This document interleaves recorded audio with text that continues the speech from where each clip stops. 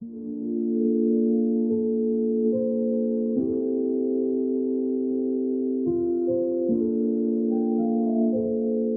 I'd like to talk about creating a sacred space.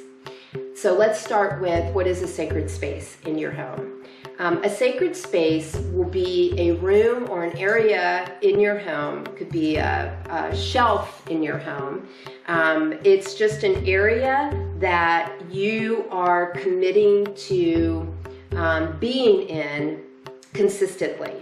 The reason that this can become a powerful tool in your spiritual practice is because it will begin to resonate with your energy, and you, through the different things that you can do in this space, will begin to raise the vibration of the space. A sacred space really is a space that you can use for healing. You can, for healing the physical body, the energetic body, the emotional body. It's a way to connect into your spirit.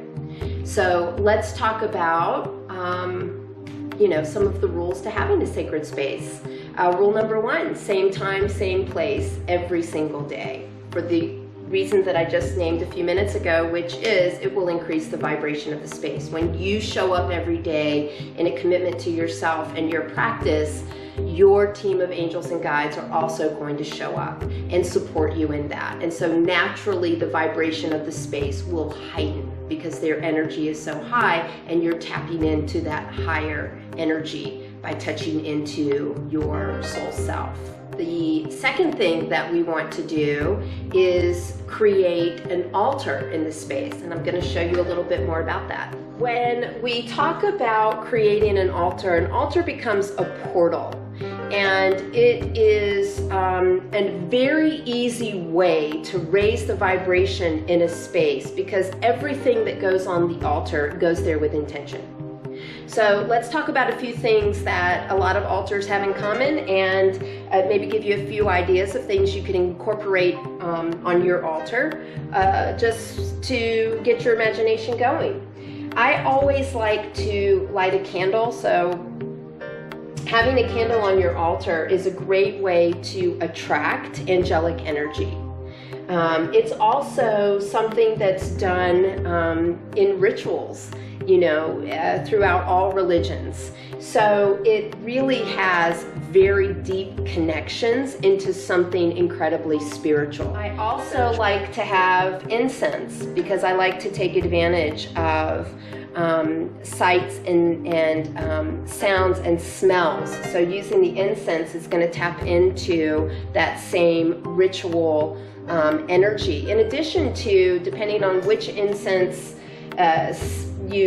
scent you like, it's also can be used for clearing. So if you were to choose things like, for example, cedar or sandalwood or sage, those are great for clearing the energy and raising the vibration in a space. So it sort of burns through stagnant or low-level energy and heightens the energy in a space.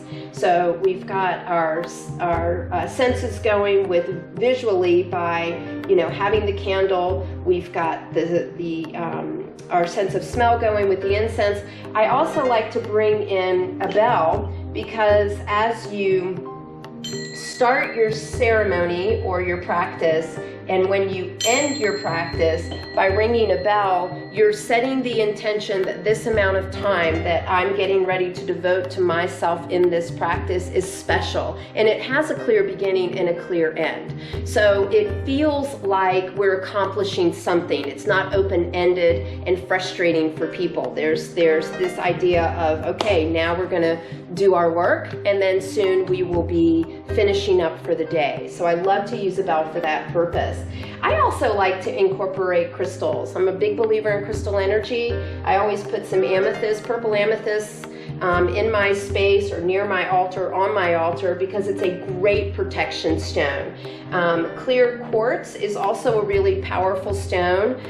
It becomes a conductor of energy, so it heightens vibration just through its properties and allows you to communicate with the spirit world in a more powerful way.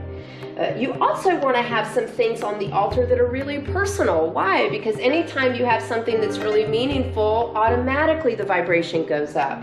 So I add in pieces that are really important to me. This happens to be my totem, the crow, and my sons bought this for me as a gift. So it has special meaning for me, and it deepens my connection to my spirit, raises my vibration because my boys make me smile. So I'm already in a place of a heightened energy when I come in and see things. So, you know, using crystals, using candles, incense, bells, maybe even spiritual symbols like the Kuan Yin. You know, she's a great mothering energy, and I really resonate with that because I've raised 4 boys. So having these types of objects on your altar is a great way to energize the space. The third thing that you'll want to have in your sacred space would be a journal. And the reason that you want to have a journal handy is because when you are meditating, you are receiving information. And again, if you can make it a practice to write down what you are receiving, you are creating a place that will serve as validation as you begin to see how your team of angels and guides is communicating with you, how your higher self is communicating with you. So it serves as evidence, basically. The kind of journal you choose is important. For me, I am somebody that typically goes for no lines. I have very big writing. When I am receiving information from spirit, I'm not even looking at the page. I'm just closing my eyes, listening, and writing down what I hear because I'm clairaudient. So having lines would be a distraction for me. I need to have something that's really big.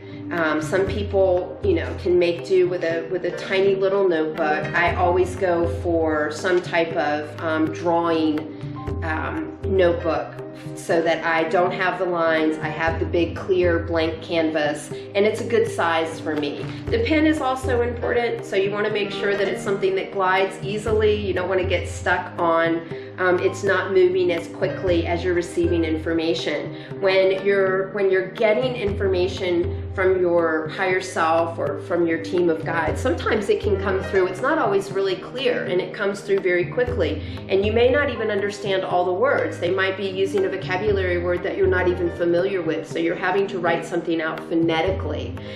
So having a pen that glides easily is very key in my practice. That might be something that you think about. Another really cool thing that you can do with a journal in a sacred space is you can start your practice of communicating with those in the spirit world. How that works is you might write a letter in your journal to someone specific that's on the other side. So a parent, you know, a loved one, a child, whoever you're really longing to hear from. You can write down what's going on in your life, if there's specific questions that you have about, you know, what they're experiencing or things that were left unsaid that you might need some answers about, you know, anything like that. Anything goes in this type of a letter. So you write that information down, and then you're going to place it on your altar for about 2 weeks. Show up 2 weeks later with the intention of getting the answers that you need, and you will be amazed at the information that starts coming through.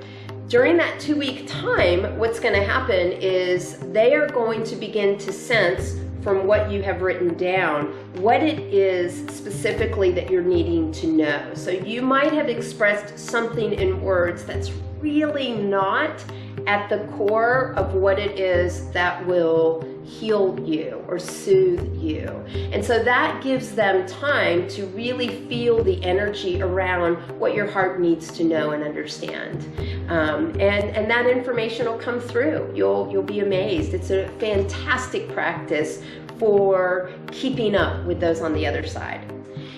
I would love to encourage you to find a space in your home that you can dedicate to your spiritual practice. And again, it doesn't have to be an entire room. It can be the corner of a room. It just needs to be a place that you can go to daily, where you won't be interrupted by others. So it becomes a time that you're going to devote to yourself, where you can shut out the external world.